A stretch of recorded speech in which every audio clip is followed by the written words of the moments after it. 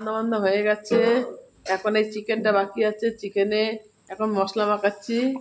এর মধ্যে মশলা আছে আদা রসুন, আদা বাটা, লঙ্কা বাটা, পেঁয়াজ বাটা, আর তোমার হলুদ লবণ, আর সাথে তোমার জায়ফল, জয়িত্রী সব একসাথে মেখেছে। আর চিকেন মশলা এগুলো সব একসাথে মাখানো হচ্ছে। এবার পেঁয়াজটাকে ভেজে বসানো হবে। সব সব হয়ে গেছে, এবার এটা বসানো হবে। দেখো কেমন হয়েছে বলো। সব রকমের দিয়ে সব একসাথেই দেওয়া হয়েছে, আর কিছু দিতে হবে না। একটু হালকা কাশ্মীরি লঙ্কার গুঁড়ো দেওয়া হয়েছে। সব সুন্দর হয়ে গেছে, সুন্দর করে হয়ে গেছে। এবার বসানো হবে চিকেনটাকে। দেখো